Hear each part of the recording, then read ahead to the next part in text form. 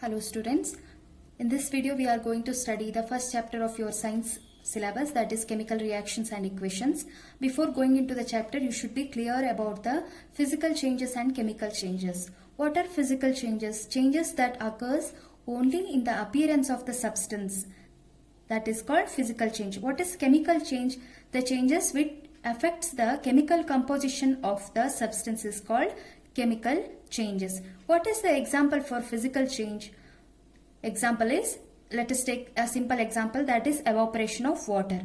What happens in the evaporation of the water? The chemical composition of the water, that is H2O, remains same. But in case of chemical changes, the composition also changes. How does the chemical changes occurs? Chemical changes occurs because of the chemical reactions happens with respect to the substance. Chemical changes occurs because of the chemical reactions that are occurring with respect to the substances. So what is chemical reaction? It is a process in which the original substance lose their identity and nature to form new substance with the different properties. So the original substance loses its identity and nature, and it forms a different substance which is completely new with its different properties. So the few examples of the chemical reactions which we see in our daily life are digestion of food, photosynthesis, respiration, rusting of iron, burning of fuel. These three things happens with respect to the living organisms, but this is in the nature with the non-living things. So how do you know that the chemical reaction occurs? How do you decide that it is a chemical reaction? We decide by making the following observations with respect to the substance. Is there any change in the state of the substance? So if there is a change in the state of a substance, we decide that there may be a chemical reaction occurred. See, for example, hydrogen gas, that is H2, reacts with oxygen, that is O2. Both are gases. They both react to form H2O, that is water. Hydrogen and oxygen react to form water, that is H2O, which is liquid in state. So we can see that there is change in the liquid. This is a gas, but the result was in the liquid form. So there is a change in the state which results to form a water. So it is an example for a chemical change. So there will be also change in the color and evolution of the gases, change in the temperature, formation of the precipitate. We make these observations and we decide whether the chemical reaction has taken place or not. Let us see one example for the second one, that is change in the color. The second observation is change in the color. So let us take copper sulfate in a test tube and put one iron nail. We will see that the color of the copper sulfate has become very pale sky blue color. So copper sulfate reacts with the iron to form iron sulfate and copper. So there is a chemical reaction occurring inside this test tube. So it results in the change in the color of the copper sulfate. So change in the color makes us to decide whether the chemical reaction has occurred in the test tube or not. The third change we can observe is evolution of gases. Let us see one example for that. Take zinc granules that are in a conical flask, pour some dilute sulfuric acid, that is liquid. So they both react to form zinc sulfate and hydrogen gas is released here. How do you know that the hydrogen gas has released? When you take a flame near to this point, it burns with a pop sound. There is a pop sound. There is a sound when it burns. So it indicates that hydrogen gas has released. So third change which we have to observe is change in the temperature. There may be increase in the temperature or also there is a decrease in the temperature. Based on that, there are two types of reactions in which one reaction is in which the heat is released, that is exothermic, and another one type of reaction in which the heat is absorbed. That is, it creates the cooling effect by absorbing the heat. That is endothermic reaction. In the exothermic reaction, heat is evolved or heat is released. Let us see one example for the exothermic reaction. Calcium oxide, that is calcium oxide, here we are taking one beaker, we are filling it with water and we are introducing calcium oxide, that is CaO in the beaker, and we see that it is bubbling, water is bubbling due to a lot of heat is released and water starts to bubble. This is the example for exothermic reaction. Endothermic reaction happens and it creates the cooling effect.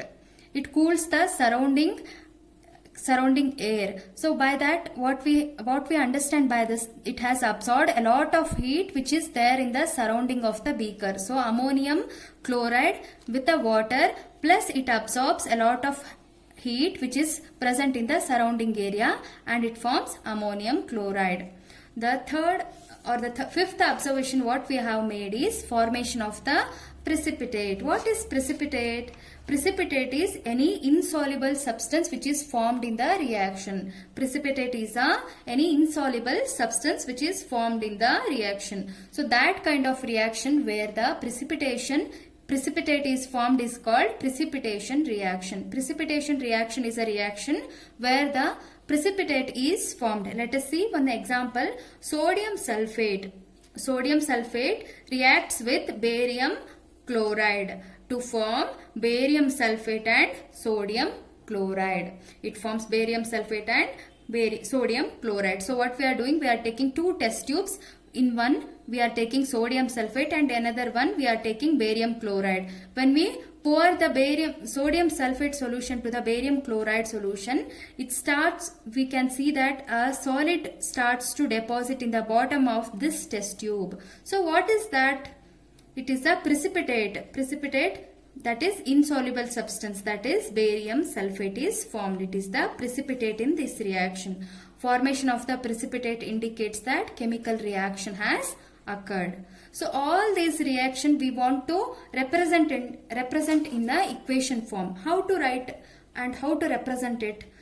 So we will form the chemical equation to represent the whole reaction. In every time we cannot draw these figures to show whether how the reaction has formed. Instead of that, we are making a symbolic representation called chemical equation. So what is chemical equation? Chemical equation is a symbolic representation of a chemical reaction. Whole this reaction we are representing in a small form is called chemical equations. So how to write the equation we will study here. Let us do a small activity. We will take a magnesium ribbon and we will burn it using a burner. So after burning, what we see here, a powder depositing here, that is magnesium chloride. When we take the magnesium ribbon and burn it, any burning activity occurs when the oxygen reacts with this material. See, if we are taking magnesium ribbon and we are burning it. So what is happening in the burning process? Always the substances reacts with the oxygen. So here magnesium is reacting with the oxygen and it is forming magnesium oxide. The white color powder which is depositing here is the magnesium oxide. So how we are putting it here in the word equation is magnesium plus oxygen. It forms magnesium oxide. In between the reactants we are placing the positive sign here. So your left hand side what we are writing are the reactants and in the products right side we are placing the products. So these are reactants and these are products. In between the reactants and products we are placing a arrow mark. So next is representing the word equation into chemical equation. There is a particular chemical symbol for each of the elements. We all studied about that in the previous year 9th standard. So magnesium can be written as Mg, oxygen can be written as O2. O2, it is one molecule of oxygen. What does 2 indicates? 2 atoms of oxygen makes one molecule of oxygen. 2 atoms of oxygen will make one molecule of oxygen. So Mg plus O2 will react to form MgO. Next is, let us see, 1 Mg, here also 1 magnesium, here also 1 magnesium.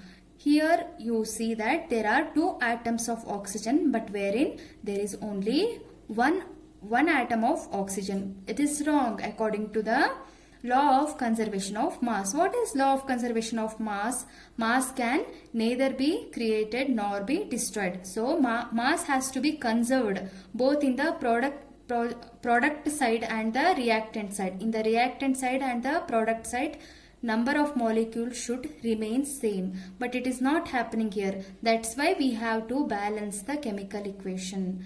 So let us put 2 here because there are 2 oxygen molecules here. So there is only 1 here, that's why we will put 2 here.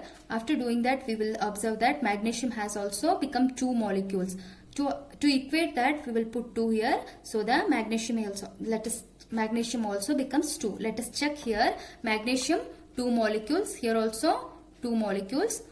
Oxygen is 2 here, here also oxygen 2. Then this equation is said to be balanced equation now. So next step what we are doing is mentioning the physical state of the reactant and the products. So we will indicate what state it is there. Magnesium, you can see that here it is in the solid state.